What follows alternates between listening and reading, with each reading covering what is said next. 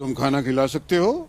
ये देखो ना, ये प्रॉपर गेंडा है। पैसे के लालच ने तेरे दिमाग के टायर को पंक्चर कर दिया है। दोस्तों, क्या आपने कभी सोचा है कि इस तेजी से बदलते एआई के दौर में जहां मशीनें इंसानों की आवाज, चेहरा और सोच तक की नकल कर रही हैं, क्या वहां एक अकेला इंसान अब भी सबसे ज्यादा खतरनाक, सबसे ज्यादा असली और सबसे ज्यादा असरदार हो सकता है? या फिर सच कुछ और ही है? क्या होगा अगर मैं आपसे कहूं कि एक ऐसा कलाकार है जो किसी मशीन की तरह नहीं, बल्कि मशीनों से भी कहीं आगे जाकर इंसानों की आत्मा तक को पकड़ लेता है, उनकी चाल, उनकी आवाज, उनका दर्द, यहां तक कि उनकी पहचान तक को अपने अंदर समा लेता है? जी हां दोस्तों, हम बात कर रहे हैं सुनील ग्रोवर की।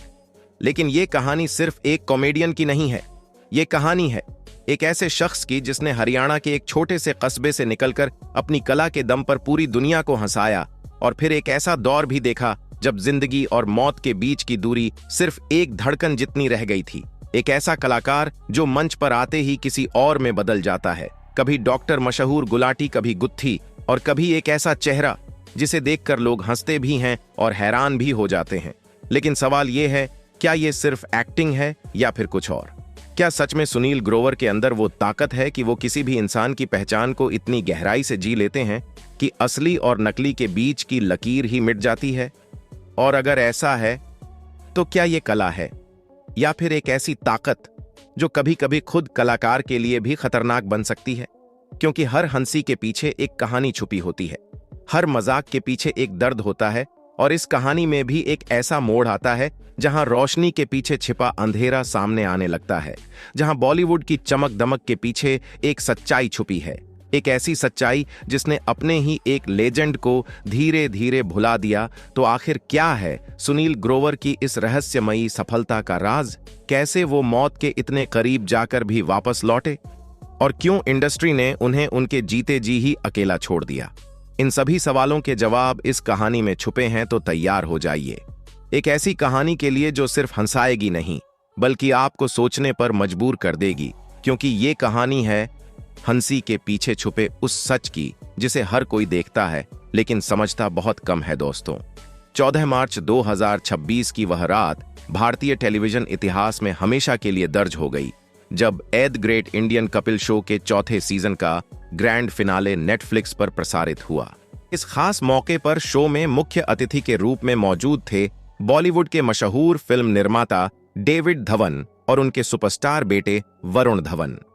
शो का माहौल पूरी तरह से हंसी और मजाक से भरा हुआ था, लेकिन तभी एक ऐसा पल आया जिसने पूरे सेट का माहौल बदल दिया। अचानक सुनील ग्रोवर स्टेज पर आए, लेकिन वह पल सुनील ग्रोवर का नहीं था। ऐसा लगा जैसे समय पीछे चला गया हो और 90 के दशक के महान हास्य अभिनेता कादिर खान खुद वहां मौजूद हों। उनकी चाल, उनकी आवाज की गूंज, आंखों के भाव, पहनावा, सब कुछ इतना सटीक था कि यह कहना मुश्किल हो गया कि यह अभिनय है या पुनर्जन्म जैसा कोई अनुभव। सुनील पूरी तरह से कादिर खान बन चुके थे। इस खास एक्ट के लिए उन्होंने साल 1996 की सुपरहिट फिल्म साजन चले ससुराल के मशहूर किरदार खुराना को चुना। यह वही फिल्म थी जिसने गोविंदा, कादिर खान, डेविड धवन और सतीश कौशिक की जोड़ी को कॉमेडी के शिखर पर पहुंचा दिया था। इस शानदार प्रस्तुति में सुनील अकेले नहीं थे। उनके साथ कृष्णा अभिषेक ने गोविंदा के किरदार श्याम सुंदर को जीवंत किया, जबकि कीकू शारदा ने सतीश कौशिक के मुथुस्वामी वाले किरदार को पूरी शिद्दत के साथ निभाया। लेकिन जैसे ही सुनील ने कादिर खान के अंदाज में पहला डायलॉग बोला, पूरा सेट एक पल के लिए शांत हो गया। ऐसा सन्नाटा जैसे हर कोई उस जादू को महसूस कर रहा हो। और फिर अचानक तालियों की गड़गड़ाहट से पूरा स्टूडियो गूंज उठा। यह सिर्फ एक एक्ट नहीं था, यह एक पूरी पीढ़ी की यादों को फिर से जिंदा कर देने वाला क्षण था।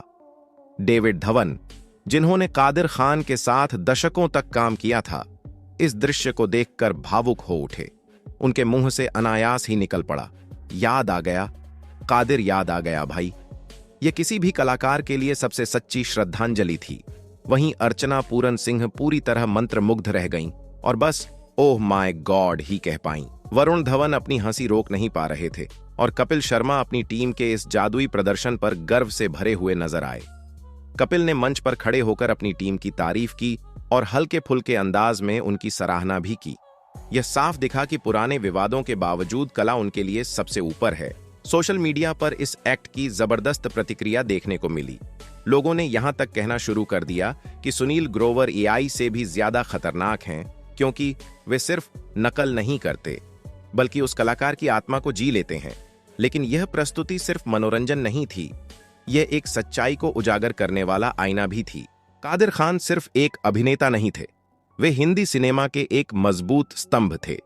एक शानदार लेखक, एक बेमिसाल अभिनेता और एक ऐसा नाम जिसके बिना बॉलीवुड का इतिहास अधूरा है। क्या आप जानते हैं कि अमिताभ बच्चन को एंग्री यंग मैन बनाने में सलीम जावेद के बाद सबसे बड़ा योगदान कादिर खान का ही था? अमर अकबर एंथनी, मुकद्दर का सिकंदर, शराबी, कालिया और अग्निपथ जैसी फिल्मों के दमदार डायलॉग उनकी ही कलम से निकले थे। 80 और 90 के दशक में ऐसा लगता था कि हर दूसरी फिल्म में या तो कादिर खान अभिनय कर रहे हैं या उसके संवाद लिख रहे हैं। लेकिन वक्त बदला, मल्टीप्लेक्स आए, कॉरपोरेट स्टूडियोज का दौर शुरू हुआ और धीरे धीरे कादिर खान जैसे जमीनी कलाकारों को किनारे कर दिया गया।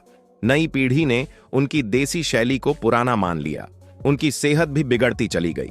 मशहूर फिल्म निर्माता अनुराग कश्यप ने भी एक इंटरव्यू में इस बात पर सवाल उठाए थे कि इंडस्ट्री ने कादिर खान को वह सम्मान नहीं दिया जिसके वे हकदार थे।